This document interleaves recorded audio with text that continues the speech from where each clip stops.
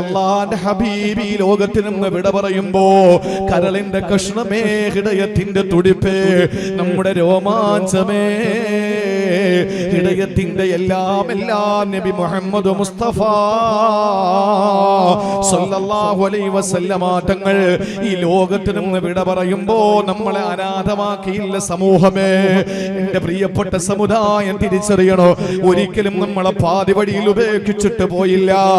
നമ്മളെ കൈവെള്ളയിൽ രണ്ട് കാര്യങ്ങൾ ഏൽപ്പിച്ചിട്ടാ പോയത്. ഈ രണ്ടും വലിയ പീഡിക പോലെ, അല്ലെങ്കിൽ വലിയ ബിസിനസ് സാമ്രാജ്യം പോലെ, അല്ലെങ്കിലും നമുക്ക് ഏക അഭയ ആശ്രയ മാർഗങ്ങൾ പോലെ ഇത് രണ്ടും നമ്മൾ മുറുകെ പിടിക്കേണ്ടതുണ്ടല്ലോ. എന്നാൾ റസൂലുള്ള പറയുകയാണ്, ഞാൻ നിങ്ങൾക്ക് രണ്ട് കാര്യങ്ങൾ ഉപേക്ഷിച്ചിട്ടാണ് പോകുന്നത്. ലം തളില്ലൂ മാ തമസ്സക്തും ബിഹിമാ, അത് നിങ്ങൾ മുറുകെ പിടിച്ചാൽ ഒരിടത്തും നിങ്ങൾ പരാജയപ്പെടൂല, ഒരിടത്തും നിങ്ങൾ തലകുനിക്കേണ്ടി വരൂല, ഒരുത്തന്റെ മുമ്പിലും നിങ്ങൾ ശിരസ് കുനിക്കേണ്ടി വരൂല, ഒരാളുടെ മുമ്പിലും കൈനീട്ടേണ്ടി വരൂല, ഒരാളുടെ മുമ്പിൽ തലചൊറിഞ്ഞ് നിൽക്കേണ്ടി വരൂല, ഒരാളുടെ മുമ്പിലും നിങ്ങൾ ഒരിക്കലും പോയി നിങ്ങളുടെ സങ്കടങ്ങൾ പറയേണ്ടി വരില്ല. ആരും നിങ്ങളെ തകർക്കില്ല, ഒരിക്കലും നിങ്ങൾ പരിഹസിക്കപ്പെടൂല, നിങ്ങൾ അപഹാസ്യരാക്കപ്പെടൂല, നിങ്ങൾ ഒരിക്കലും പരാജയപ്പെട്ടു പോകൂല, അധപതനത്തിന്റെ അധമഭാവത്തിലേക്ക് നിങ്ങൾ ആപതിക്കില്ല, നിങ്ങൾ പരാജയത്തിന്റെ പടുങ്കുഴിയിലേക്ക് മറിഞ്ഞു വീഴൂല. പക്ഷെ മക്കളെ, നിങ്ങളത് രണ്ടും മുറുകെ പിടിക്കണം. അത് രണ്ടും നിങ്ങൾ മുറുകെ പിടിച്ചാലേ നിങ്ങൾക്ക് രക്ഷയുള്ളൂ. അത് ഏതാണ് റസൂലുള്ള ഏൽപ്പിച്ചതെന്നറിയോ?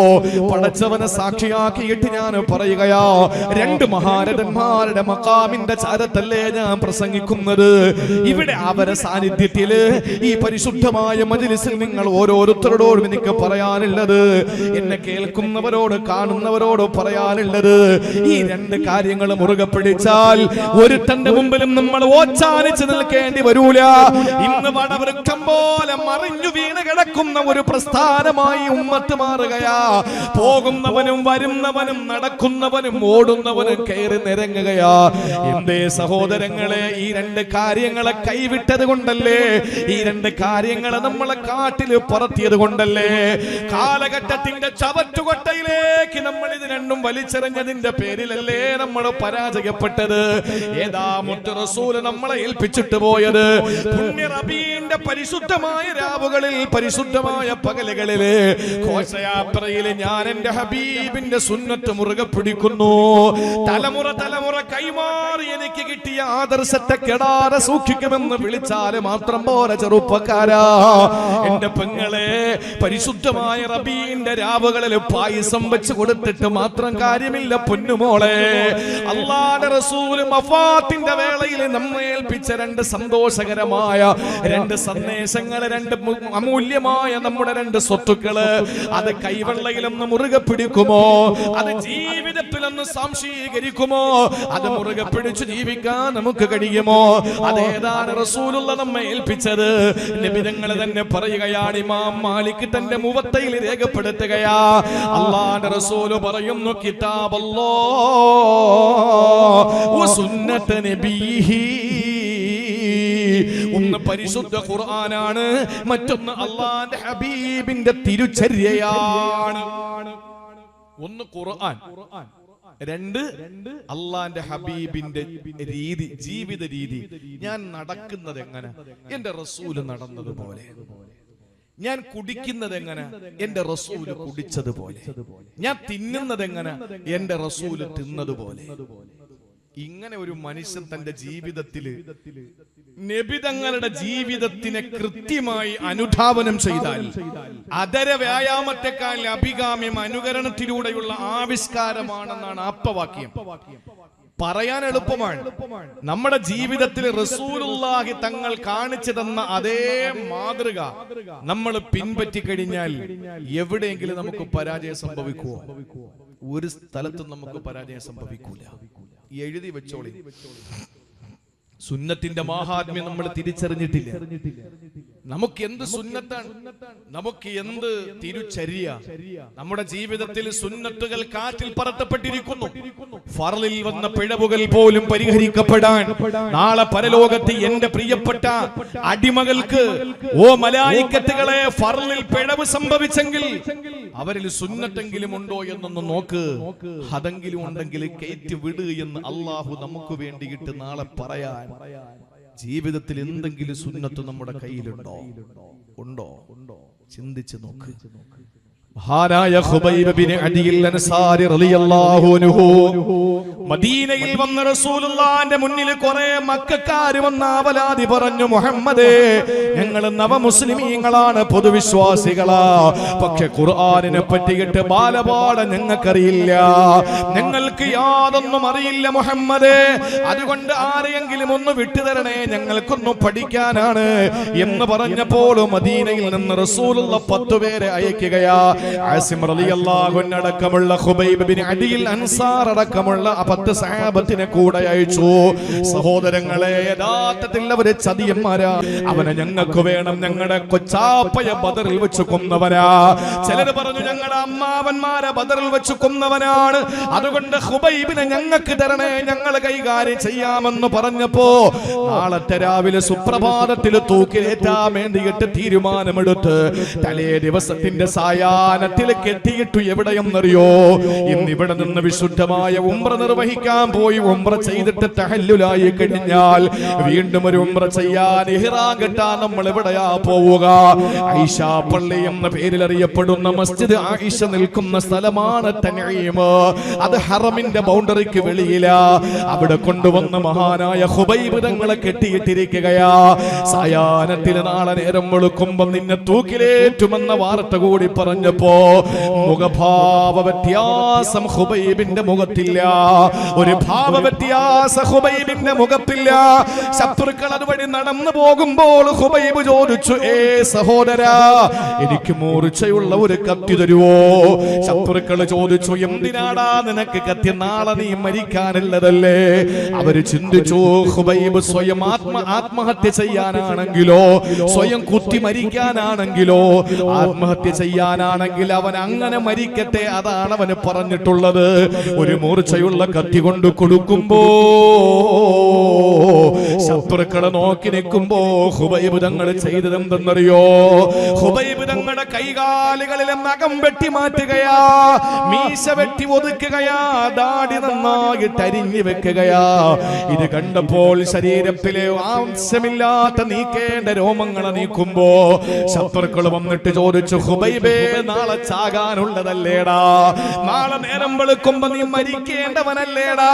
എന്തിനാടാ അണിഞ്ഞൊരുങ്ങുന്നതെന്ന് ചോദിക്കുമ്പോ ഖുബൈബ് ബിൻ അദിൽ അൻസാരി റളിയല്ലാഹു അൻഹു പറഞ്ഞതെന്തെന്നറിയോ? അതേടാ, നിങ്ങൾ നാളെ എന്നെ തൂക്കിക്കൊല്ലുകയല്ലേ? ആ സമയത്ത് എന്റെ റസൂലുള്ളാഹിന്റെ സുന്നത്ത് മുറുകെ പിടിച്ച് എനിക്ക് മരിക്കണമെടാ. എന്റെ നഖം വെട്ടി മാറ്റിയിട്ട്, എന്റെ രോമങ്ങൾ മാറ്റിയിട്ട്, എന്റെ ദാടി ഒതുക്കി വെച്ച് മീശ വെട്ടി ഒതുക്കിയിട്ട് ഒരു മുസ്ലിമാണ്, ഒരു തുരു സുന്നത്ത് മുറുകെ പിടിച്ചവനാണെന്ന് എന്നെ കാണുന്നവർക്ക് മനസ്സിലാകണ്ടേ. അതുകൊണ്ട് ഞാൻ മരിക്കാൻ നേരമായാലും എന്റെ സുന്നത്താണ് ഞാൻ നിർവഹിച്ചത്, എന്റെ പ്രവാചക ചര്യയാണ് മുറുകെ പിടിച്ചതെന്ന് പറഞ്ഞ മരിയക്കിടക്കയിൽ പോലും സുന്നത്ത് മുറുകെ പിടിക്കാൻ വ്യഗ്രത കാണിച്ച ഖുബൈബ് തങ്ങളുണ്ടല്ലോ. പ്രിയപ്പെട്ട ഉമ്മത്തെ, സമുദായമേ, ഇന്ന് സുന്നത്ത് ജീവിതത്തിൽ ആരാ പ്രാവർത്തികമാക്കുക? ഞാനൊന്ന് ചോദിക്കട്ടെ, ദാടിയില്ലാത്ത എത്ര പേരുണ്ട്? ഞാൻ കണ്ണുമടച്ചിട്ട് ഞാൻ ചോദിക്കുകയാ, ദാടി വെച്ചൂടെ എന്റെ പ്രിയപ്പെട്ട ചെറുപ്പക്കാരാ? ദാടി വെച്ചൂടെ പ്രിയപ്പെട്ട പിതാക്കന്മാരെ? ഒരു പെണ്ണിനെ ദാടി കിളിക്കൂലല്ലോ, അവളുടെ ഹോർമോൺ സ്ത്രൈണതയല്ലേ. എന്തേ പുരുഷന്മാർക്ക് മാത്രം ദാടി പൊടിക്കുന്നത്? പൗരുഷത്തിന്റെ അടയാളമാണ് ദാടി. ഒരു ദാടിയുള്ള ചെറുപ്പക്കാരൻ വേണ്ട, എനിക്ക് പൗരുഷം പൗരുഷം വേണ്ട, എനിക്ക് സ്ത്രൈണത മതി എന്ന് പറഞ്ഞിട്ട് ദാടി ക്ലീൻ ഷേവ് ചെയ്യുമ്പോ അവൻ ആണത്വത്തിൽ നിന്ന് പെണ്ണത്വത്തിലേക്ക് മാറുകയല്ലേ? അവന് പൗരുഷത്വത്തിൽ നിന്ന് അവന് സ്ത്രൈണതയിലേക്ക് മാറുകയല്ലേ? ഇതിനേക്കാൾ നാണക്കേട് വേറെ വല്ലതുകൊണ്ടോ സഹോദര? എന്തേ പള്ളിയിൽ നമസ്കാരത്തിന് വരുമ്പോ നീ തലമറയ്ക്കാത്തത്? നിന്നെ ആരാണ് ഈ സംസ്കാരം പഠിപ്പിച്ചത്? അല്ലാഹുവിന്റെ ഹബീബ് നബി മുഹമ്മദ് മുസ്തഫ ആടിനെ എങ്ങനെ അറുക്കണമെന്ന് പഠിപ്പിച്ചതും അവിടുത്തെ വിദ്യയല്ലേ സഹോദരങ്ങളെ? ഒരു സഹാബി ആടിനെ അറുത്തിട്ട് അതിന്റെ തോലുരിക്കാൻ കഴിയാതെ വിഷമിച്ചു നിൽക്കുമ്പോ അതുവഴി കടന്നു വന്ന പുണ്യപൂമാൻ തന്റെ കമീസൂരിയിട്ട് അദ്ദേഹത്തിനെ ഏൽപ്പിച്ചിട്ട് ആടിന്റെ മാംസത്തിന്റെയും തൊലിയുടെയും ഇടയിലേക്ക് തന്റെ വലത് കൈയിറക്കിയിട്ട് മുന്നിലേക്കും പിന്നിലേക്കും വീശിയിട്ട് ആ മാംസത്തിൽ നിന്ന് തോലുരിക്കുന്നത് എങ്ങനെയെന്ന് പഠിപ്പിച്ചു കൊടുത്ത നബി മുഹമ്മദ് മുസ്തഫ. അതേ ലോകത്തെ മുഴുവൻ കശാപ്പുകാർക്കും റസൂലുള്ളാഹിയിൽ മാതൃകയുണ്ട്. എങ്ങനെയാണ് കുഞ്ഞുങ്ങളെ ചുംബിക്കേണ്ടതെന്ന് പഠിപ്പിച്ചില്ലേ? ഇടത്തെ കൈവെള്ളയിൽ കുഞ്ഞിന്റെ പെടലി പിടിച്ചിട്ട് വലത്തെ കൈവെള്ള കൊണ്ട് തന്റെ ദാടിയെല്ല് പിടിച്ചിട്ട് ചുണ്ടിൽ ചുംബനം കൊടുക്കണമെന്ന് പഠിപ്പിച്ച നബി മുഹമ്മദ് മുസ്തഫ. ചിരിക്കേണ്ടതെങ്ങനെ, നടക്കേണ്ടതെങ്ങനെ, കരയേണ്ടതെങ്ങനെ, പിടിക്കേണ്ടതെങ്ങനെ, കുടിക്കേണ്ടതെങ്ങനെ, തിന്നേണ്ടതെങ്ങനെ, ഉറങ്ങേണ്ടതെങ്ങനെ, രമിക്കേണ്ടതെങ്ങനെ, രസിക്കേണ്ടതെങ്ങനെ, ഭോഗിക്കേണ്ടതെങ്ങനെ, ഭുജിക്കേണ്ടതെങ്ങനെ എന്ന് പഠിപ്പിച്ച ലോകത്തിന്റെ മുട്ടേ മാതൃകയെ നബി മുഹമ്മദ് മുസ്തഫ. അതുകൊണ്ട് മുസ്ലിം ചെറുപ്പക്കാരാ, പുണ്യ റബീഉൽ നബിദിനാഘോഷം എന്ന് പറയുന്നത് എന്റെ ജീവിതത്തിലെ ഒരു സുന്നത്ത് ഹയാത്താക്കാൻ വേണ്ടിയാകണം. അത് മതി നമ്മുടെ നബിദിനാഘോഷം. അല്ലാതെ ബ്രേക്ക് ഡാൻസ് കാണിക്കാൻ വേണ്ടിയാകരുത്, സിനിമാറ്റിക് ഡാൻസ് കാണിക്കാൻ വേണ്ടിയാകരുത്. നബിയുമായി ബന്ധമില്ലാത്ത ആളുകൾ ചെയ്തു കൂട്ടുന്നത് പോലെ ഗാനമേള നടത്തിയിട്ട് ഗായികമാരെ 90 തികഞ്ഞ ഉപ്പാപ്പമാരുടെ ഇടയിലേക്ക് ഇറക്കി വിട്ട് അവരെ ഇളക്കി അവരുടെ ഇല്ലാത്ത വികാരം കൂടി ഇളക്കി വിടുന്ന നബിദിനാഘോഷം നമുക്ക് വേണ്ട. ചില സ്ഥലങ്ങളിൽ കണ്ടതുപോലെ വിദേശത്ത് നിന്ന് വന്നിറങ്ങിയ ചികിത്സയ്ക്ക് വന്ന മദാമ പെണ്ണിനോടൊപ്പം ചുവട് വെക്കുന്ന നാണം കെട്ട നബി നിന്ന് നടത്തിയ നബിദിനാഘോഷത്തിന്റെ പേരില് അള്ളാന്റെ ഹബീബിനെ അവഹേളിച്ചവനെ, നിന്റെ സംസ്കാരം ഞങ്ങളുടെ സംസ്കാരമല്ലടാ. പറഞ്ഞു കൊടുക്കണം. നബിദിനാഘോഷം എന്ന് പറയുന്നത് ഞാനൊരു സുന്നത്ത് ഇന്ന് മുതൽ ഹയാത്താക്കും. എന്റെ റസൂൽ ഇഷ്ടപ്പെട്ടത് ഞാൻ ചെയ്യും. ആ ഒരു തലത്തിൽ നമ്മൾ നബിദിനാഘോഷം നടത്തണം. എന്നാൽ ഒരു ബിദ്ഈ പ്രസ്ഥാനക്കാരും നബിദിനം വേണ്ട എന്ന് പറയൂല. കാരണം പറയാൻ ന്യായമില്ല. പറയുന്ന എന്തുകൊണ്ട്? ഒരു കാര്യം ഇതിൽ നമ്മൾ അടിവരയിട്ട് ചിന്തിക്കണം. ഒരു യഥാർത്ഥ സുന്നി ഒരിക്കലും ഇത് ചെയ്യില്ല. എനിക്ക് സംശയം എന്താണെന്നറിയോ? നിങ്ങൾക്കും അങ്ങനെ ഉണ്ടായോ എന്ന് എനിക്കറിയില്ല. പക്ഷെ എനിക്കുണ്ടായ സംശയം ഞാൻ പങ്കുവെക്കുകയാണ്. ഇത് എക്സ് മുസ്ലിമിന്റെ സംഭാവനയാണോ എന്നൊരു സംശയം. അല്ലാതെ ഒരു മുസ്ലിമിന് ചെയ്യാൻ പറ്റൂലല്ലോ ഈ പറഞ്ഞ രീതിയിലുള്ളത്. ഞാൻ സ്ഥലമൊന്നും പറയുന്നില്ല, അതൊക്കെ നടന്നു, പേടിച്ചിട്ടൊന്നുമല്ല. എന്തിനും പേടിക്കണം, അതൊന്നും ഒരു വിഷയമല്ല. പക്ഷെ ഞാൻ പറഞ്ഞ് സമയം നഷ്ടപ്പെടുത്താനില്ല. നമുക്ക് പരിപാടി വിഷയം വിശാലമാണ്, സമയം ചുരുക്കമാണ്. അതുകൊണ്ട് നമുക്ക് നമ്മുടെ വിഷയത്തിലേക്ക് തന്നെ മടങ്ങി വരാം. അള്ളാന്റെ റസൂല് വഫാത്തായെങ്കിലും നമ്മളെ വഴിയിൽ ഉപേക്ഷിച്ചില്ല. വാപ്പ 3 പീടികയിൽ 1 പീടിക നമ്മളെ ഏൽപ്പിച്ചതുപോലെ അള്ളാന്റെ ഹബീബ് 2 കാര്യം നമ്മളെ ഏൽപ്പിച്ചു. അതിനകത്ത് സർവ്വതുകൊണ്ട് ആവശ്യമുള്ളതേ അതിനകത്തുള്ളൂ. ലോകത്തുള്ള എല്ലാം അതിനകത്തുണ്ടെന്നും പറഞ്ഞ് നീ കറങ്ങി നടക്കുകയൊന്നും വേണ്ട. ഈ അടുത്ത സമയത്ത് ഒരാൾ വിളിച്ചിട്ട് ചോദിക്കുക, ഈ ട്രാൻസ്ജെൻഡറിനെ പറ്റി ഖുർആനിൽ വല്ലതുകൊണ്ടോ? ബാക്കിയൊക്കെ അവന് തികഞ്ഞു. ഇനി ഈ ശിഖണ്ഡികളെ പറ്റിയിട്ട് അങ്ങനെ പറഞ്ഞാൽ തന്നെ നാളെ ജയിലിലാവും. അത് മറ്റൊരു വിഷയം.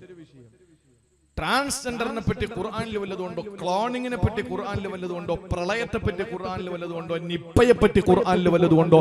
വൈറസിനെ പറ്റിയുണ്ടോ? ഫംഗസിനെ പറ്റിയുണ്ടോ? ചൈനയിലെ വുഹാൻ ചന്തയെ പറ്റിയുണ്ടോ? ഇതാണ് ഇപ്പോഴത്തെ ചിന്ത. എന്നാ അതിനകത്തുള്ള നിസ്കാരം നീ നിസ്കരിച്ച ഇല്ല. അതിനകത്ത് പറഞ്ഞ നോമ്പ് നീ പിടിച്ച ഇല്ല. അതിനകത്ത് പറഞ്ഞ കുളി നീ നിർവഹിക്കുന്നു ഇല്ല.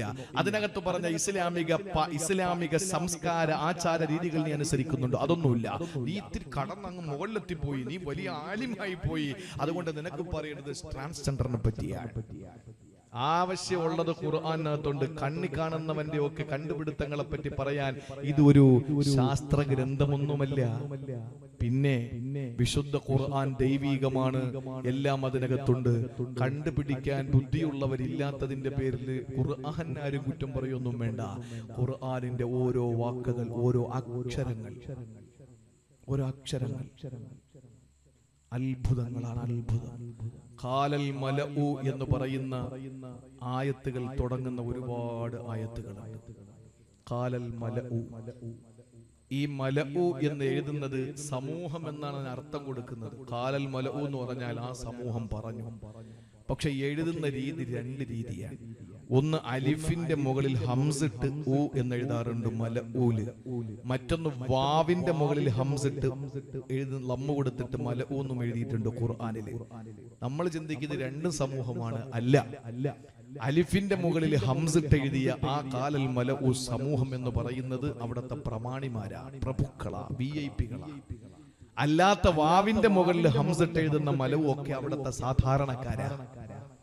അപ്പൊ ഒരു അക്ഷരത്തിൽ പോലും അത്ഭുതങ്ങളും വ്യത്യാസവും വിശുദ്ധ ഖുർആനിൽ ഉണ്ടെങ്കിൽ അത് പഠിക്കേണ്ട കുറവ്, പഠിക്കാതിരിക്കുന്നതിന്റെ പേരിൽ നമുക്ക് എന്തെങ്കിലും കുറവുണ്ടെങ്കിലേ ഉള്ളൂ. അള്ളാന്റെ കലാമിന് ഒരു കുറവുമില്ല.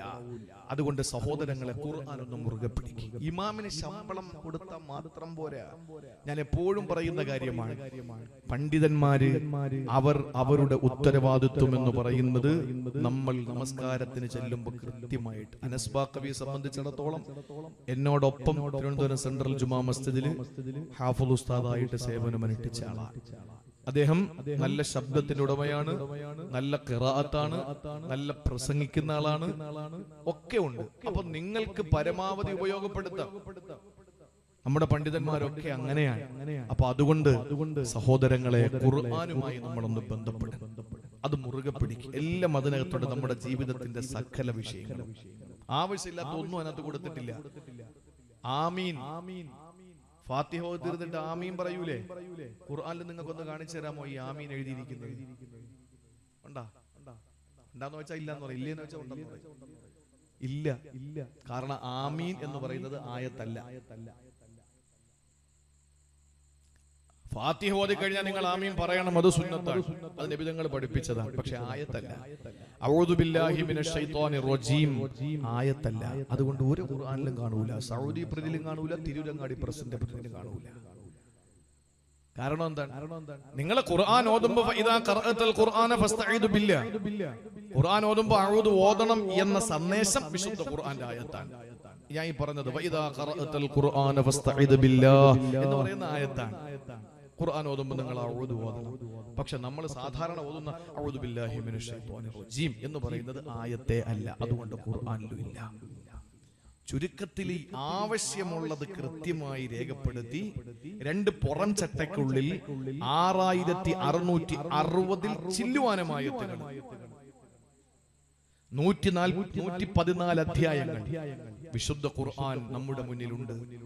ആ ഖുർആനെ നമ്മൾ വേണ്ട രീതിയിൽ നമ്മൾ അതിനെ ഉൾക്കൊണ്ട് മുറുകെ പിടിക്കണം. അല്ലാഹു തൗഫീഖ് തരട്ടെ. ഒപ്പം അല്ലാഹുവിന്റെ ഹബീബിന്റെ സുന്നത്ത് കൂടി മുറുകെ പിടിക്കുക. നബി തങ്ങൾ എന്താ പറഞ്ഞതെന്നറിയോ? കുല്ലു ഉമ്മത്തി യദ്ഖുലൂനൽ ജന്ന, എന്റെ സമുദായത്തിലെ ടോട്ടലി ആളുകൾ സ്വർഗത്തിലാണ്. എന്റെ ഉമ്മത്തുകളിലെ മുഴുവൻ ആളുകളും സ്വർഗത്തിലാണ്. ഇത് റസൂലുള്ളാഹി പറഞ്ഞിട്ട് ഉടനെ പറയുകയാണ്, ഇല്ലാ മൻ അബാ, സ്വർഗത്തിലേക്ക് ഞാൻ വരുന്നില്ല എന്ന് പറഞ്ഞ് മാറി നിൽക്കുന്നവനൊഴിച്ച്. സഹാബത്ത് ചോദിച്ചു, ഖീല വമയ്യ അബാ യാ റസൂലല്ലാഹ്, സ്വർഗം വേണ്ടെന്ന് പറഞ്ഞ് മാറി നിൽക്കുന്നവർ നമ്മളിലുണ്ടോ? ഒരു കണ്ണും കണ്ടിട്ടില്ലാത്ത നയനാനന്ദകരവും ഒരു കാതും കേട്ടിട്ടില്ലാത്ത കർണാനന്ദകരവും ഒരു ഹൃദയത്തിൽ ഇന്ന് വരെ ഉദിച്ചിട്ടില്ലാത്ത ഹൃദ്യമായ തസ്നീമിന്റെ സൽസബീലിന്റെ സ്വർഗം, കൈകൊണ്ട് തൊട്ടാൽ പൊട്ടിച്ചിരിക്കുന്ന മണിവീന കമ്പികളുടെ നാദം കൊണ്ട് മുഖരിതമായ സ്വർഗം, ആ സ്വർഗം വേണ്ടാതെ വെക്കുന്നവരാരാണ് നബിയേ?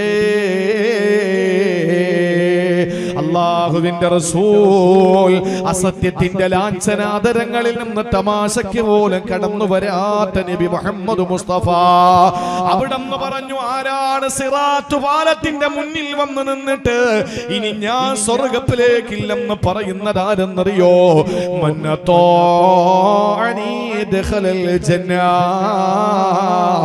എന്നെ വഴിപ്പെടുന്നവന് സ്വർഗത്തിലാ. ഞാൻ നടന്നതുപോലെ നടക്കുന്നവന്, ഞാൻ കുടിച്ചതുപോലെ കുടിക്കുന്നവന്, ഞാൻ രാജ്യം ഭരിച്ചതുപോലെ ഭരിക്കുന്നവന്, ഞാൻ കുടുംബത്തിൽ ഇടപെട്ടതുപോലെ ഇടപെടുന്നവന് ആരാണോ അവന് സ്വർഗത്തിലാണ്. എന്റെ സുന്നത്ത് പുറങ്കാല് കൊണ്ട് ചവിട്ടിയെറിഞ്ഞവന്, എന്റെ സുന്നത്തിന് വിരുദ്ധമായി ജീവിച്ചവന്, എന്നെ അനുസരിക്കാത്തവന്, ഞാൻ പറഞ്ഞു കൊടുക്കാത്തതൊന്ന് ജീവിതത്തിൽ ചെയ്തവന്, ഞാൻ പറഞ്ഞതിന് വിരുദ്ധമായി പ്രവർത്തിച്ചവന്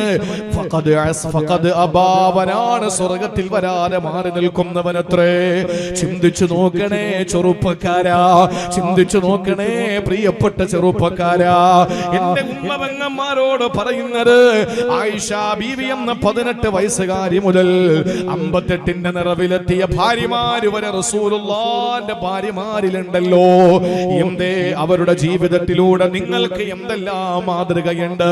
ഒരു കന്യകയായ പെണ്ണ് എങ്ങനെയാണ് ജീവിക്കേണ്ടത് ആയിഷ എന്ന പ്രിയതമയിൽ നോക്കുക.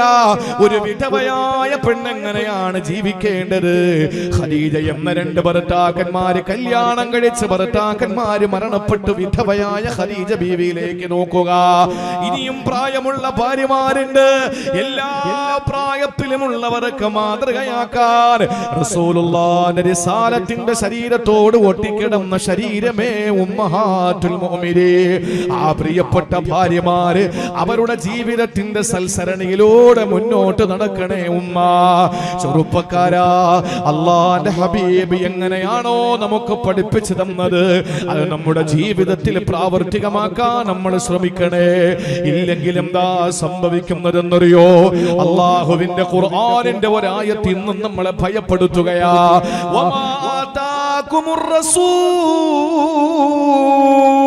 എന്റെ റസൂൽ എന്ത് നിങ്ങൾക്ക് കൊണ്ടുവന്നോ?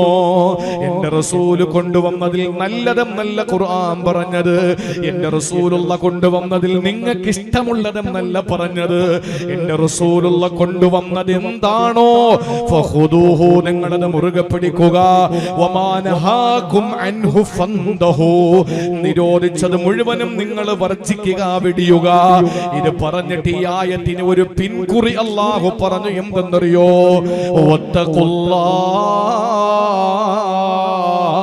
നിങ്ങൾ അല്ലാഹുവിനെ സൂക്ഷിക്കണേ എന്ന് പറഞ്ഞാൽ, എന്റെ ഹബീബ് കൊണ്ടുവന്നത് നിങ്ങൾ പ്രവർത്തിച്ചില്ലെങ്കിൽ, എന്റെ റസൂൽ നിരോധിച്ചത് നിങ്ങൾ വർജിച്ചില്ലെങ്കിൽ, നിങ്ങൾ അല്ലാഹുവിനെ സൂക്ഷിക്കണം. എന്തുകൊണ്ടെന്നറിയോ? ഇന്നല്ലാഹ ശദീദുൽ ഇഖാബ്, അല്ലാഹുവിന്റെ ശിക്ഷ കഠിനമാണ്, കഠോരമാണ്, ഭീകരമാണ്, ബീഭത്സമാണ്. സഹോദരങ്ങളെ, ഇന്ന് ചില ആളുകളുണ്ട്, അവരുടെ പ്രത്യേകത എന്താ? അല്ലാഹുവിന്റെ റസൂൽ 1400 വർഷങ്ങൾക്ക് മുമ്പ് പറഞ്ഞു, ഞാൻ അങ്ങനെയുള്ളവരെ കാണാതിരിക്കട്ടെ എന്ന്. ലാ ഉൽഫയന്ന അഹദകും മുത്തഖിയൻ അലാ അരീകതിഹി യതീഹിൽ അംറു മിൻ അംരി മിമ്മാ അമർതു ബിഹി ഔ നഹൈതു അൻഹു യഖൂൽ ലാ അദ്രി മാ വജദ്നാ ഫീ കിതാബില്ലാഹി തബഅനാ. ഒരു സമൂഹമുണ്ട് അവസാന കാലത്ത് വരുന്നവരാ. അവരിങ്ങനെ ചാരിക്കിടക്കുകയാണ്. എന്റെ കൽപ്പനകൾ അവരുടെ മുന്നിലെത്തുമ്പോ, എന്റെ നിരോധനങ്ങൾ അവരുടെ മുന്നിലെത്തുമ്പോ അവര് പറയുന്നത് എന്താണ്? ഇതൊന്നും എനിക്കറിഞ്ഞൂടാ. മാ വജദ്നാ ഫീ കിതാബില്ലാ, ഖുർആനിലുണ്ടോടോ? ഇത്തബഅന, ഞാൻ അനുസരിച്ചോളാ. ഹദീസ് എനിക്കൊരു പ്രശ്നമല്ല. ഇത് പറയുന്ന ഒരു സമൂഹത്തെ ഞാൻ എത്തിക്കാതിരിക്കട്ടെ, എന്റെ കണ്ണുകൊണ്ട് കാണാതിരിക്കട്ടെ. നബി മുഹമ്മദ് മുസ്തഫ ഒന്ന് തൊപ്പി വെക്കുവോ? ചോദിക്കുന്നത് ഖുർആനിലുണ്ടോ? ഒന്ന് ദാടി വെക്കുവോ? ചോദിക്കുന്നത് ഖുർആനിലുണ്ടോ? എന്തിനാണ്?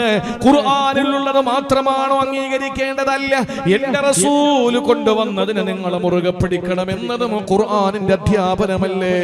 അതുകൊണ്ട് സഹോദരങ്ങളെ, അല്ലാഹുവിന്റെ ഹബീബ് നമ്മളിൽ നിന്ന് യാത്ര പറയും മുമ്പ് ഏൽപ്പിച്ചു പോയ രണ്ട് അമൂല്യമായ നമുക്ക് തന്ന സ്വത്താണ്. ഒന്ന് ഖുർആനും മറ്റൊന്ന് സുന്നത്തും. അത് മുറുകെ പിടിക്കുക. അല്ലാഹു തൗഫീഖ് തരട്ടെ. വലിയ വലിയ ആദരിക്കപ്പെടുന്നവരാണ് ഈ സുന്നത്ത് മുറുകെ പിടിക്കുന്നവൻ. അവർക്ക് ജീവിതത്തിൽ സഹാബത്തിന്റെ ഒക്കെ സുന്നത്തിനോടുള്ള താല്പര്യം എങ്ങനെയെന്നറിയോ? രസകരമാണെങ്കിലും പഠിക്കാൻ ഒത്തിരിയുണ്ട്. ഇന്നത്തെ കോവിഡ് പോലെ, ഒരു കാലഘട്ടത്തിന്റെ വസൂരി പോലെ ആ കാലഘട്ടത്തിൽ ഉണ്ടായിരുന്ന ഒരു രോഗമാണ് പ്ലേഗ്. പ്ലേഗ് രോഗം പിടിപെട്ട് മുആദ് ബിൻ ജബൽ റളിയല്ലാഹു അൻഹുവിന്റെ ഭാര്യ മൗത്തായി, മരണപ്പെട്ടു പോയി. 90 ദിവസം കഴിഞ്ഞപ്പോ മുആദ് ബിൻ ജബൽ റളിയല്ലാഹു അൻഹുവിന് സമാനമായ രോഗം പിടിപെട്ടു. പ്ലേഗ് രോഗം പിടിപെട്ടു. മരണക്കിടക്കയിലാണ്. മദീനയിൽ നിന്ന് ആളുകളൊക്കെ വന്നിട്ട് ചോദിച്ചു മുആദ് റളിയല്ലാഹു അൻഹുവിനോട്, എങ്ങനെയുണ്ട്, എന്താ നിങ്ങളുടെ ആഗ്രഹം? മരണപ്പെടുന്ന ആളിനോട് ചോദിക്കുന്ന വസിയത്താണ്, അവരോട് ചോദിക്കുന്ന ആവശ്യമാണ്. അവർ പറയുന്നത് വസിയത്താണ്. മരിക്കാൻ കിടക്കുന്ന പ്ലേഗ് രോഗം പിടിപെട്ട് വിഭാര്യനായി, അല്ലെങ്കിൽ ഭാര്യ മരണപ്പെട്ട് രോഗാതുരമായ അവസ്ഥയിൽ സക്കറാത്തിന്റെ ഹാലിൽ കിടക്കുന്ന മുആദ് തങ്ങൾ പറഞ്ഞത്, എനിക്കൊരൊറ്റ ആഗ്രഹമേ ഉള്ളൂ, എനിക്കൊരു നിക്കാഹ് കൂടി കഴിക്കണം, എനിക്കൊരു കല്യാണം കൂടി കഴിക്കണം. പെരിഞ്ഞനത്ത് 3 പീടികയില് ഈ മഹല്ലില് ഒരാൾ പ്രായമുള്ള മനുഷ്യനാണ്. ഭാര്യ ക്യാൻസറൊക്കെ വന്ന് മരിച്ചു. 3-4 മാസം കഴിഞ്ഞപ്പോ മൂപ്പർക്കും ആ രോഗം വന്ന് മരിക്കാൻ കിടക്കുമ്പോ പള്ളിയിലെ ഉസ്താദും ഭാരവാഹികളും ആളുകളൊക്കെ വീട്ടിലേക്ക് ചെന്നിട്ട് ചോദിച്ചു, എന്തെങ്കിലും ആഗ്രഹം ഉണ്ടോ എന്ന് ചോദിച്ചപ്പോ ഒരു കല്യാണം കൂടെ കഴിക്കണമെന്ന് പറഞ്ഞാൽ നമ്മളെന്താ പറയാ, ഇയാൾക്ക് അസുഖം വേറെയാണ്, ഇതൊന്നും അദ്ദേഹത്തിന്റെ അസുഖം അല്ല എന്നല്ലേ നമ്മൾ പറയൂ. മുആദ് ബിൻ ജബൽ റളിയല്ലാഹു അൻഹു ഇത് പറഞ്ഞ മാത്രയിൽ സഹാബത്ത് മുഖത്തോട് മുഖം നോക്കിയപ്പോൾ മുആദ് റളിയല്ലാഹു അൻഹു പറഞ്ഞു, ലൗകിക സുഖ സൗകര്യങ്ങൾക്കല്ല, ഭൗതികമായ താല്പര്യങ്ങൾക്കല്ല, മറിച്ച് ഇന്നി അക്റഹു അൻ അൽഖല്ലാഹ അസ്ബാ, അല്ലാഹുവിന്റെ മുന്നിലെത്തുമ്പോ ഭാര്യയില്ലാത്തവനായി എനിക്ക് പോകാൻ ലജ്ജയുണ്ട്. കാരണം എന്റെ ഹബീബ് മരണപ്പെടുമ്പോ 9 ഭാര്യമാര് നിലവിൽ ഹയാത്തിലാണ്. ആ ഒരു സുന്നത്തില്ലാതെ എനിക്ക് പോകാൻ വയ്യ. അതുകൊണ്ട് എനിക്കൊരു നിക്കാഹ് ഒന്ന് കഴിച്ചു തന്നാൽ മതി, വേറൊന്നും വേണ്ട. രസകരമെന്ന് നമുക്ക് തോന്നും. എനിക്ക് അല്ലാഹുവിനെ കണ്ടുമുട്ടുമ്പോ ഒരു ഭാര്യയില്ലാത്തവനായി വിഭാര്യനായി കണ്ടുമുട്ടാൻ എനിക്ക് ലജ്ജയുണ്ട് എന്ന് പറയുന്ന തലത്തിലേക്ക് അവരുടെ സുന്നത്ത്, അവരുടെ പ്രവാചക ചര്യകൾ അവരെ കൊണ്ടെത്തിച്ചെങ്കിൽ അല്ലാഹുവിന്റെ ഹബീബിന്റെ പേര് ഒന്നാമതായി പറഞ്ഞത് ഒരിക്കലും ദൈവവും അല്ലാഹു ഒന്നും അല്ലെങ്കിൽ പോലും ഒരു പ്രവാചകനാണ്. പക്ഷേ മരണപ്പെട്ടു പോയെന്നറിയുമ്പോൾ നമ്മൾ ആരും ഉപേക്ഷിച്ചിട്ട് പോണ്ട.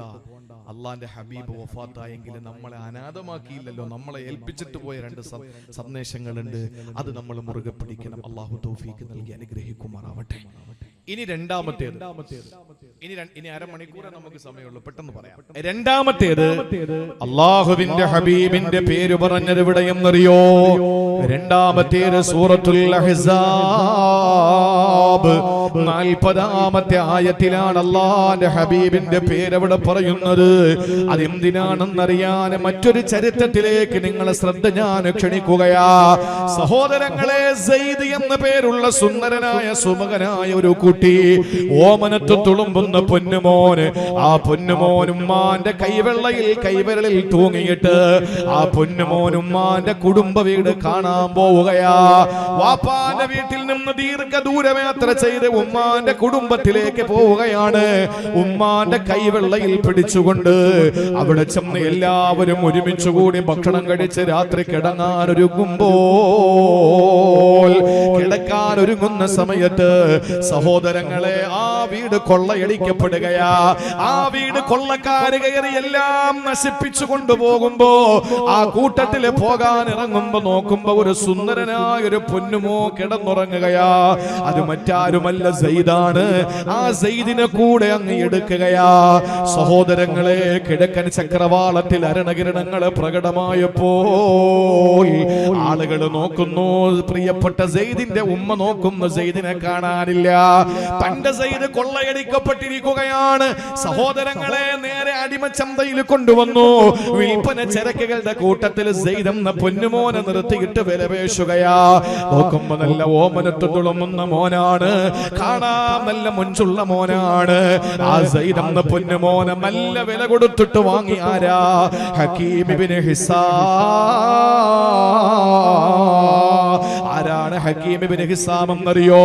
കഅബ ശരീഫിനകത്ത് പ്രസവിക്കപ്പെട്ട ഏക വ്യക്തിയാണ് ഹക്കീം ഇബ്നു ഹിസാം. അദ്ദേഹത്തിന്റെ പ്രിയപ്പെട്ട മാതാവ് സമ്പൂർണ്ണ ഗർഭിണിയായിരുന്നപ്പോ ഉമ്മ പ്രിയപ്പെട്ട കൂട്ടുകാരികളോടൊപ്പം കഅബ ശരീഫ് കാണാൻ വേണ്ടി കയറുകയാ. അതിനകത്ത് കയറിയപ്പോൾ പേറ്റുനോവിന്റെ വേദന വന്നു, പേറ്റുനോവിന്റെ രോദനം വന്നു. ആ സമയത്ത് കൂട്ടുകാരികളെ കയ്യിലിരിക്കുന്ന മൃഗത്തിന്റെ തോല് വിരിച്ചു കൊടുത്തു. ആ ഉമ്മ പ്രസവിച്ചു ഒരു ആൺകുട്ടിയെ. ആ ആൺകുട്ടിയാണ് ഹക്കീം ഇബ്നു ഹിസാം. ഈ ഹക്കീം ഇബ്നു ഹിസാം വളർന്നു വന്ന് സമ്പന്നനായി. ആ ഹക്കീമാണ് സയ്യിദിനെ ചന്തയിൽ നിന്ന് മാർക്കറ്റിൽ നിന്ന് വാങ്ങിയത്. വീട്ടിലേക്ക് കൊണ്ടുപോയി സയ്യിദ് റളിയല്ലാഹു തആല അൻഹു എന്ന കൊച്ചുകുട്ടി അതാ ഹക്കീം ഇബ്നു ഹിസാമിന്റെ വീട്ടിലാവുകയാ. ദിവസങ്ങൾ കഴിഞ്ഞപ്പോൾ തന്റെ അമ്മായി വീട്ടിൽ വിരുന്നു വരികയാ. വാപ്പയുടെ പെങ്ങളെ പിതൃ സഹോദരി അപ്പച്ചി അമ്മായി മാമി എന്ന് പറയുമല്ലോ, വാപ്പയുടെ പെങ്ങള് ആ വീട് സന്ദർശനത്തിന് വേണ്ടി വിരുന്നിന് വരുമ്പോൾ തന്റെ പ്രിയപ്പെട്ട ഭർത്താവ് തന്റെ സഹോദരന്റെ മകന് തനിക്ക് വേണ്ടി ആ കുഞ്ഞിനെ സമ്മാനിച്ചു. ആരാണ് അമ്മായി? മക്കയിലെ ഖുവൈലിദിന്റെ പൊന്നുമോള് തമ്പുരാട്ടി രാജാത്തി ബീവി ഖദീജത്തുൽ കുബ്ര റളിയല്ലാഹു അൻഹയാണ്. ആ ഖദീജ ബീവിക്ക് സയ്യിദിനെ കയ്യിൽ കിട്ടുകയാണ്. സഹോദരങ്ങളെ, ഏതോ ഒരു വീട്ടില് എവിടെയോ കിടന്നുറങ്ങിയ കുട്ടി അടിമച്ചന്തയിലായി ഹക്കീം വാങ്ങി വീട്ടിൽ കൊണ്ടുപോയി. അത് അമ്മായി വന്നപ്പോ ഗിഫ്റ്റ് കൊടുത്തുന്ന കൊട്ടാരത്തിൽ വളരുമ്പോ ഖദീജയുടെ കല്യാണം നടക്കുന്നു. തന്റെ പ്രാണപ്രേയസി തന്റെ പ്രിയതമന് സമ്മാനിച്ചത് ഈ കുട്ടിയെയാണ്. ആരാണ് ഖദീജയുടെ കല്യാണം കഴിച്ച മാനനെന്നല്ലേ? ലോകത്തിന്റെ മുട്ടേ കുടുംബജീവിതത്തിന്റെ ഊഷ്മളമായ രംഗങ്ങൾ ലോകത്തിന് പകർന്നു കൊടുത്ത മഹിതമായ മാതൃകാ കുടുംബത്തിന്റെ നായക ലോകത്തിന്റെ മുട്ടേ നബി മുഹമ്മദ് മുസ്തഫ സല്ലല്ലാഹു അലൈഹി വസല്ലമ തങ്ങളെ കല്യാണം കഴിക്കുമ്പോ ഖദീജ ബീവി സമ്മാനമായി സയ്യിദിനെ കൊടുക്കുകയാ. ഇന്ന് സയ്യിദ് എവിടെയാണ്? ഖദീജ ബീവിയുടെ കൊട്ടാരത്തിൽ നിന്ന് മുത്തു നബിയുടെ കുടിലിലേക്ക് വന്നു. സുബ്ഹാനല്ലാഹ്. കരിമ്പടം പുറച്ചു നിൽക്കുന്ന കറുത്ത സുന്ദരിയായ കഅബാലയത്തിന്റെ തണലിൽ സയ്യിദ് വളരാൻ തുടങ്ങി. ശൈശവം വിട്ട് ബാല്യത്തിലേക്ക് എത്തുകയാ. ഉമ്മയുടെ നാട്ടുകാര്, ഉമ്മയുടെയും വാപ്പയുടെയും നാട്ടുകാര് ഉംറ തവാഫ് ചെയ്യാൻ വേണ്ടി വന്നപ്പോൾ കഅബ തവാഫ് ചെയ്യുന്ന പതിവുണ്ടല്ലോ അന്ന്. അങ്ങനെ കഅബം വലയം ചെയ്യാൻ വേണ്ടി വന്നപ്പോ അവര് കണ്ടു കഅബാലയത്തിന്റെ മുമ്പിൽ സയ്യിദ് എന്ന കുട്ടി നിൽക്കുകയാണ്. ഇന്നത്തെ പോലെ സംവിധാനങ്ങളില്ല വിവരം കൊടുക്കാൻ. അവര് തവാഫ് കഴിഞ്ഞ് നാട്ടിലേക്ക് ചെന്നിട്ട് വിവരം പറഞ്ഞു, നിങ്ങളുടെ മോനെ ഞങ്ങൾ മക്കയിൽ കണ്ടു. പെട്ടെന്ന് സഹോദരിമാരെ ചിന്തിക്കണം, ആ പ്രിയപ്പെട്ട ഉമ്മയുടെ മനസ്സിന്റെ വേദന എത്ര വലുതാണ്. കണ്ണ് കുടിഞ്ഞ് കവള് കുടിഞ്ഞ് എല്ലുന്തി വയറൊട്ടി ആ പ്രിയപ്പെട്ട സഹോദരി തന്റെ പൊന്നുമോനെ കാണാതെ സങ്കടപ്പെടുകയാ. പെട്ടെന്ന് കുതിരയിലെ ഭക്ഷണവും വെള്ളവും വസ്ത്രവും മരുന്നും വെച്ച് കെട്ടിയിട്ട് ഭർത്താവ് ഹാരിസിനോട് പറഞ്ഞു, ഹാരിസേ നീ പോകണം, നിന്റെ പ്രിയപ്പെട്ട അനുജനെ കൂടെ കൂട്ടിക്കോ, എന്റെ മോനില്ലാതെ തിരികെ വരല്ല ഹാരിസേ.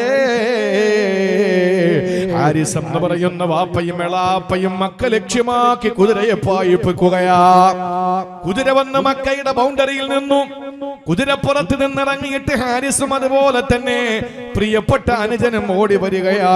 വന്നിട്ട് കാണുന്നത് കാരുണ്യത്തിന്റെ പ്രവാചകൻ, സൗന്ദര്യത്തിന്റെ പ്രതീകം നബി മുഹമ്മദ് മുസ്തഫ. ചോദിച്ചു, ഞങ്ങളുടെ മോൻ സയ്യിദ് വിടുണ്ടോ?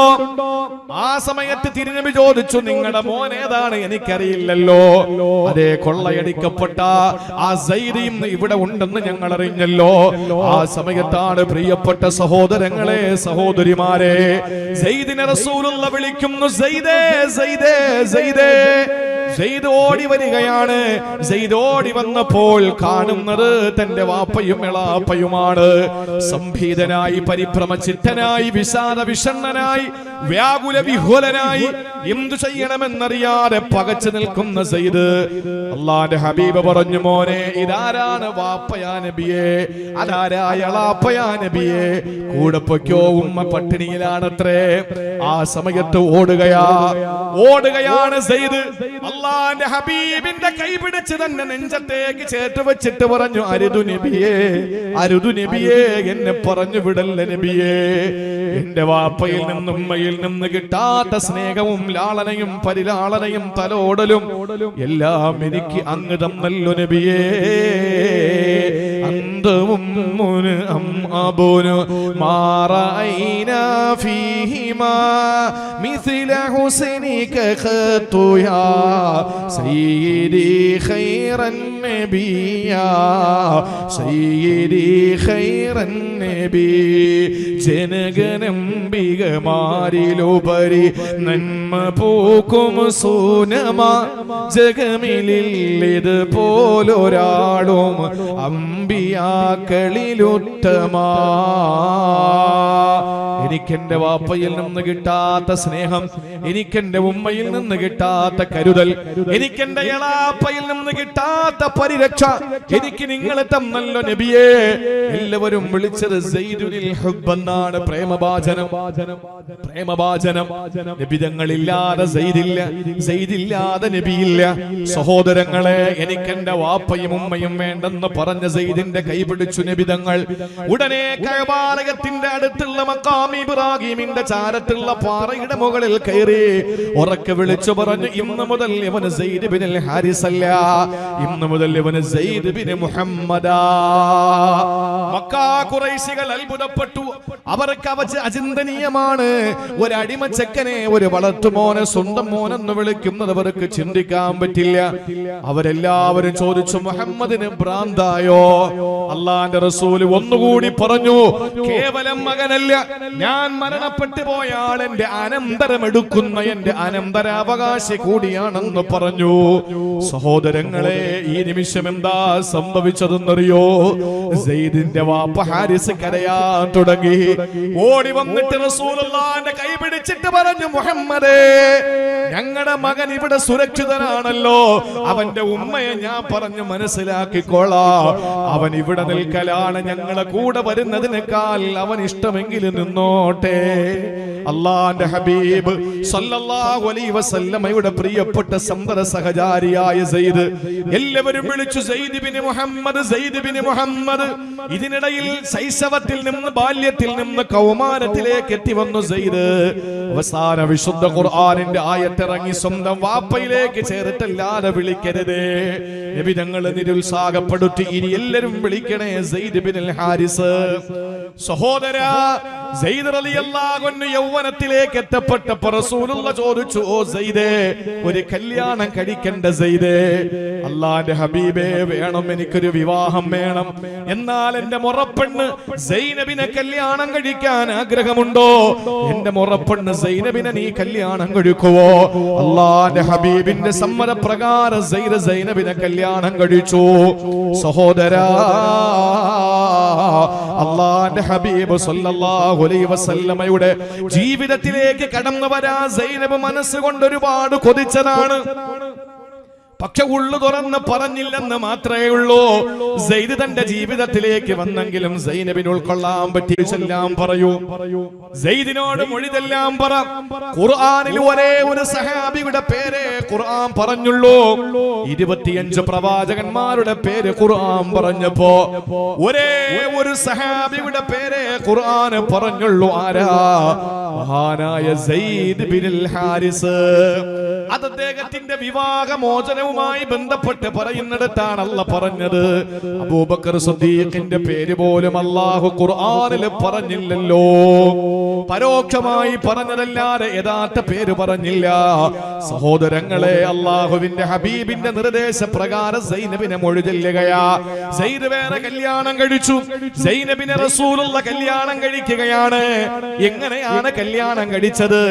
ആയിഷ ബീവി എന്ന മകളെ അബൂബക്കർ എന്ന വാപ്പ കല്യാണം കഴിച്ചു കൊടുത്തപ്പോ, ഹഫ്സ എന്ന മകളെ ഉമർ എന്ന വാപ്പ കല്യാണം കഴിച്ചു കൊടുത്തപ്പോ, സൈനബിനെ ആരാ കല്യാണം കഴിച്ചു കൊടുത്തതെന്നറിയോ?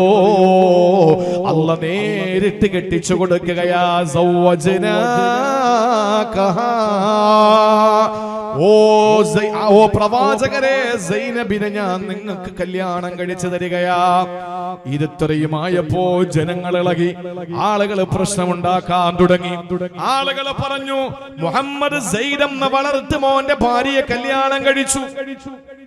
സ്വന്തം മകന്റെ ഭാര്യയെ മൊഴി ചെല്ലിപ്പിച്ചിട്ട് കല്യാണം കഴിച്ചു.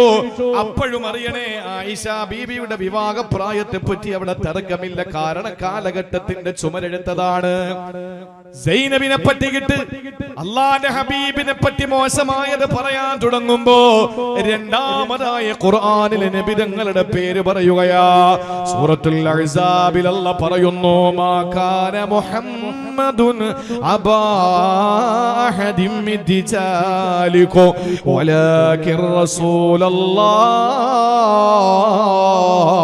വഖാതമൻ നബിയ്യീൻ. സൂറത്തുൽ അഹ്സാബിൽ അല്ലാഹു പറയുകയാണ്, മാ കാന മുഹമ്മദുൻ അബാ അഹദിൻ മിൻ റിജാലികും, നിങ്ങളിൽ ആരുടെയും വാപ്പയല്ല മുഹമ്മദ്. നിങ്ങളാരുടെയും വാപ്പയല്ല മുഹമ്മദ്. അല്ലാഹുവിന്റെ റസൂലിന് 7 മക്കളുണ്ട്, 4 പെണ്ണ് 3 ആണ്. അവര് 3 ആണുങ്ങളും മുല കുടിക്കുന്ന പ്രായത്തിൽ തന്നെ മരണപ്പെട്ടു. വസബഅതുൻ ഔലാദുഹും ഖാസിമു സൈനബു റുഖയ്യ ഫാത്തിമ യാ ഫാഹിമു വഉമ്മു കുൽസൂമിൻ വഅബ്ദുല്ലാഹി മിൻ ഖദീജത്തിൽ കുബ്രാ ബിതർതീബിൻ സുകി അതാഹു ഇബ്രാഹീമു മിൻ സുർരിയാ വഉമ്മുഹു മാരിയത്തുൽ ഖിബ്തിയാ. റസൂലുള്ളാഹിന്റെ 7 മക്കൾ, അതിലെ അബ്ദുള്ളയും ഖാസിം ഇബ്രാഹിമും മുല കുടിക്കുന്ന പ്രായത്തിൽ തന്നെ ഈ ലോകത്തിൽ നിന്ന് വിട പറഞ്ഞു. സഹോദരങ്ങളെ, അല്ലാഹുവിന്റെ ഹബീബിന് സൈദ് എന്ന മകനില്ല. സ്വഹാബിയാണ്, വളർത്തുമോനാണ്, പ്രേമഭാജനമാണ്, ഇതൊക്കെ ശരിയാണ്. പക്ഷേ അല്ലാഹുവിന്റെ ഹബീബ് മാകാന മുഹമ്മദുൻ അബാ അഹദിൻ മിൻ റിജാലികും, നിങ്ങളിൽ ആരുടെയും ബാപ്പയല്ല മുഹമ്മദ്. വലാകിൻ റസൂലല്ലാഹ്, അന്ത്യദൂതൻ, അല്ലാഹുവിന്റെ ഹബീബ് പ്രവാചകനാണ്. വഖാതമൻ നബിയ്യീൻ, അന്ത്യദൂതനുമാണ്. ഇത് വിശുദ്ധ ഖുർആനിൽ അല്ലാഹുവിന്റെ ഹബീബിന്റെ പേര് പറഞ്ഞ് രണ്ടാമത് പറഞ്ഞ സ്ഥലമാണ്. നോക്കൂ, ഇതിലെന്താ നമുക്ക് പഠിക്കാനുള്ളത്? നമ്മുടെ ആരുടെയും വാപ്പയാണോ അല്ലാഹുവിന്റെ റസൂലല്ല? ഉമ്മാണോ? അതൊരിക്കലും ഇല്ലല്ലോ. എന്നാ പിന്നെ സഹോദരനായാലോ? ഒരിക്കലും അല്ലല്ലോ. എന്നാ പിന്നെ മോനായാലോ? തീർച്ചയായിട്ടും വരില്ല. എന്നാ പിന്നെ നമ്മുടെ സഹോദരിമാരുടെ ആരുടെയും ഭർത്താവാണോ? ഒരിക്കലും അല്ല. പക്ഷേ വാപ്പയേക്കാൾ, ഉമ്മയേക്കാൾ, ഭർത്താവിനേക്കാൾ, സ്വന്തം മകനേക്കാൾ നമുക്ക് കടപ്പാട് ആരോടാണ്? അല്ലാഹുവിന്റെ ഹബീബ് നബി മുഹമ്മദ് മുസ്തഫ. എനിക്ക് ഏറ്റവും വലിയ കടപ്പാട് ആരോടാണ്? എന്നോടാണ്. ഞാൻ എന്നെ സ്നേഹിച്ചാലേ ഞാൻ മറ്റൊരാളെ സ്നേഹിക്കുന്നു എന്ന് പറയുന്നതിൽ ശരിയുള്ളൂ, അല്ലേ? ഞാൻ എന്നെ സ്നേഹിക്കണ്ടേ? ഞാൻ എന്നെ സ്നേഹിക്കാതെ കഞ്ചാവും വലിച്ചു നടന്നിട്ട് ഞാൻ അവളെ സ്നേഹിക്കുന്നു എന്ന് പറഞ്ഞാൽ, അവളെ കെട്ടിക്കൊണ്ടുവന്നിട്ട് അവസാനം ഞാൻ കഞ്ചാവ് അടിക്കുന്നവനാണെങ്കിൽ പിന്നീട് ഞാൻ കുറച്ച് നാൾ കഴിയുമ്പോൾ കഞ്ചാവ് അടിച്ച് എന്റെ ഉള്ളിലുള്ള എല്ലാം തീർന്ന് ഞാൻ മരിക്കും, അവൾ എന്താവും? വിധവയാവും. ഒരു കഞ്ചാവടിയനോട് നീ നിന്റെ ഭർത്താവായി സ്വീകരിക്കാൻ നീ ശ്രമിച്ചാൽ, സ്വന്തം ശരീരത്തെ സ്നേഹിക്കാത്ത അവൻ നിന്നെ സ്നേഹിക്കൂല പെങ്ങളെ. മദ്യപാനിയെ സ്നേഹിക്കാൻ നിന്നാൽ, ഇന്ന് സ്വന്തം ഭാര്യയെ മദ്യപിച്ചുകൊണ്ട് വന്ന് മർദ്ദിച്ചിട്ട് ലൈവായിട്ട് അതിനെ രണ്ടുപേരും കൂടെ ഒരുമിച്ച് നിന്ന് അതിനെ പബ്ലിക്കാക്കിയിട്ട് അയാളെ പോലീസ് അറസ്റ്റ് ചെയ്തിരിക്കുന്നു. ആലോചിച്ച് നോക്കി, ഇതൊക്കെ എന്തൊരു ലോകമാണ്. എടാ, ഞാൻ എന്നെ സ്നേഹിച്ചാലല്ലേ ഞാൻ മറ്റൊരാളോട് സ്നേഹമുണ്ട് എന്ന് പറയുന്ന അർത്ഥമുള്ളൂ. എന്നാൽ അല്ലാഹുവിന്റെ ഖുർആൻ പറയുന്നു, അന്നബിയു ഔലാ ബിൽ മുഅ്മിനീന മിൻ അൻഫുസിഹിം, എന്റെ സ്വന്തം ശരീരത്തെക്കാൾ എനിക്ക് ബന്ധം എന്റെ ഹബീബിനോടാണ്. അപ്പൊ ഒരാൾക്കുള്ള ഏറ്റവും വലിയ ബന്ധം വാപ്പയോടല്ല, ഉമ്മയോടല്ല, ഭാര്യയോടല്ല, ഭർത്താവിനോടല്ല, മക്കളോടല്ല, ആരോടുമല്ല, മറിച്ച് അവനവനോടാണ് ആ ബന്ധമുള്ളത്. ആ അവനേക്കാൾ ഏറ്റവും കൂടുതൽ ബന്ധം അന്നബിയു ഔലാ ബിൽ മുഅ്മിനീന മിൻ അൻഫുസിഹിം, സ്വന്തം ശരീരത്തെക്കാൾ നിബിതങ്ങളിലേക്ക് കടപ്പെട്ടത് അള്ളാഹുവിന്റെ ഹബീബ്. മുഅ്മിനീങ്ങളുടെ കടപ്പാട് അത്രയും വലുതാണ്. ഇത് നമ്മൾ തിരിച്ചറിയണ്ടേ. അതുകൊണ്ട് പ്രിയപ്പെട്ട സഹോദരങ്ങളെ,